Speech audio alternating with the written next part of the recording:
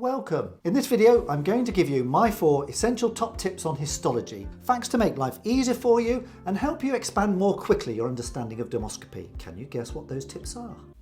Training a primary care dermoscopist for every general practice. Hi, I'm Andy from the South Yorkshire Dermoscopy Academy, where we help you become the great primary care dermoscopist you were born to be. Oh look, histology! I know, sends everyone to sleep. Well, maybe not everybody, but remember those lectures you skipped at medical school or never had to get to the pub quicker? No, don't hit the stop button. I think this is super useful stuff to help you turbocharge your learning. How? Because when you look down a dermoscope, you're looking at living histology. As I look back to when I first started out, there are some facts I wish I'd been reminded of and that have helped me in my journey in dermoscopy. Let me share them with you and tell me in the comment section below if you agree with my choices or not. Let's jump into essential fact number 1. Everything orientates around the Dermo-Epidermal Junction. When you go on a trip, you need a map and a compass to get you to the right location. I think this is the function of the basement membrane. It divides the skin into epidermis and dermis. Dermis, epidermis. But it's more than that. It's a demarcation zone. I like to think anything above the Dermo-Epidermal Junction is actually outside you. And as soon as anything gets below that Dermo-Epidermal Junction, the basement membrane, it's inside. How does knowing this help? Well, let's consider keratinizing tumour. Actinic keratoses have disordered or atypical keratinocyte cells in the lower part of the epidermis. However, if these atypical keratinocytes are the full thickness of the epidermis, we call it in situ SCC, or Bowen's. When there are abnormal or atypical keratinocytes found underneath this Dermo-Epidermal Junction, this is now classified as an invasive squamous cell carcinoma. Or take melanomas. If that rogue multiplying melanocyte are just in the epidermis above the Dermo-Epidermal Junction, it's called an in situ carcinoma with a super good prognosis. As soon as those abnormal melanocytes are seen under the Dermo-Epidermal Junction, it's an invasive melanoma. And the deeper it is below the epidermis, the worse the prognosis for the patient. Or consider nevi. They're often classified according to where they are in relationship to the Dermo-Epidermal Junction. So let's take a junction or nevus. Its cells are at the junction. And then sometimes the nevi cells will drop down a little bit into the dermis. So some are at the junction and some are in the dermis. Well, they are called compound, which means 2 or more. And then even further on, they can become dermal nevus, where all the nevus cells are down within the dermis. So the relationship to the Dermo-Epidermal Junction helps you name them all. Remember, everything is orientated around the basement membrane, which forms the Dermo-Epidermal Junction. Key thought number 2, know what each cell type does. Basal keratinocytes sit on the basement membrane. Every third cell is dividing, one staying on the basement membrane and the other being pushed up in a column of keratinocyte. It's from these cells where we get basal cell cancers and benign basal cell papillomas, or the other name for them is seborrheic keratosis. The average cell's journey time from the bottom to the top is around 30 days. Keratinocytes change as they move up, differentiating, producing much more keratin, and ending up as the dead stratum corneum layer before being shed as dust. It means external invaders such as surface bacterium and other antigens are running down an upgoing escalator. Do you know what? Melanocytes are so misunderstood. First of all, they aren't pigmented. They sit on that basement membrane alongside intermingling with the basal cell keratinocytes on the Dermo-Epidermal Junction, with about 1 in 10 cells being a melanocyte. Like an octopus, they have arms or dendrils and supply packets of melanin to, on average, 36 keratinocytes. Most melanin you see when looking at the skin will be in keratinocytes.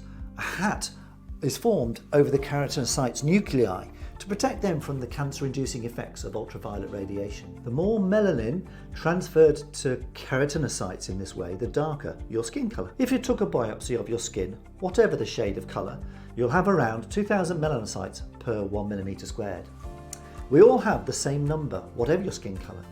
The difference in skin colour relates to how active and how much melanin are packaged into these little melanosomes to be transported into each keratinocyte. I feel a food illustration coming on. You see, I think it's a bit like eating Maltesers. Imagine my body is the body of the melanocyte, producing melanosomes, little packets of melanin. How does the melanin get into the keratinocyte? This is the keratinocyte. Well, using arms or dendrils. Here's one.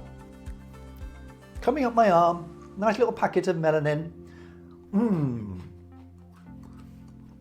Ready to form a little hat over my head and protect it from the ultraviolet rays. Fancy one? Here's a question for you. If melanocytes aren't pigmented, why are moles or nevi coloured? It's because they are formed by abnormal melanocytes, which we call nevi cells. These are bloated cells which have lost their dendrils or arms, and any melanin they produce, they retain and therefore are pigmented or leak to surrounding cells. And when in a group or nest of melanocytes, they can then be seen. Over time, many nevi, dermal nevi in particular, stop producing melanin, which is why they often become paler and just have remnants of melanin scattered within them.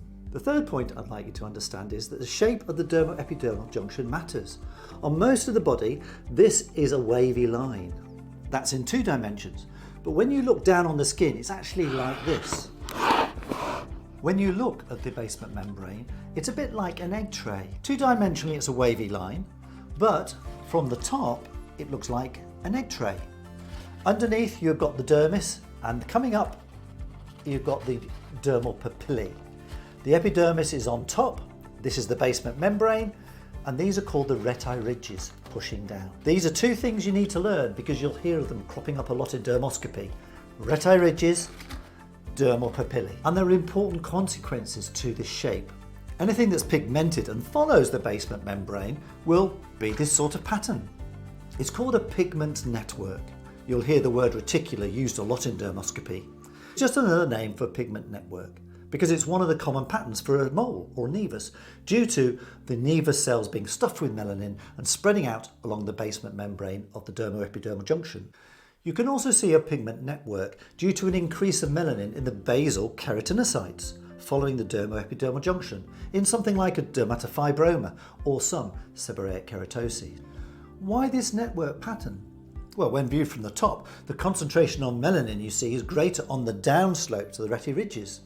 The pale holes are the tips of the dermal papillae. Watch the railings in this video. They are evenly spaced, but as your view changes and they lead away from you, they appear more solid due to the same effect. It's also important because the shape of the dermo-epidermal junction on the face is flat, and that means you don't really get a true pigment network. And most network patterns you see are actually pseudo-networks. This is where, usually in actinic keratosis, on the background of a general erythema, white hair follicles are dotted across the background, and this gives a pseudo-network effect. This is often given the term strawberry pattern of early actinic keratosis. P.S. Don't call it solar keratosis. When shortened, it becomes SK, which could be confused with seborrheic keratosis. Get into good naming habits early on. Call it actinic keratosis. You can get a similar pseudo-network in some solar lentigos with a homogeneous brown sheet of melanin with hair follicles poking through. Finally, vessel location. There should be no vessels in the epidermis. The cells or keratinocytes are nourished by the diffusion of nutrients from the capillary vessels looped up within the papillary dermis. I told you that term would come up a lot. Dermoscopy only sees the top 1 to 2 millimeters of the skin. So in thick skin, hands and palms and soles of your feet, you don't often see vessels. The overlying stratum corneum is too thick. However, on thinner skin, especially the face, vessels are commonly seen. So there you have it, a quick run of my 4 selected facts to you about skin histology in less than 10 minutes. Time still left for you to buy me around in that local pub. Therefore, all that's left for me to do is to take this model of the skin and put it on the shelf behind me as a reminder of how important histology is to what you see on dermoscopy. And voila! I hope to see you again soon. Training a primary care dermoscopist for every general practice.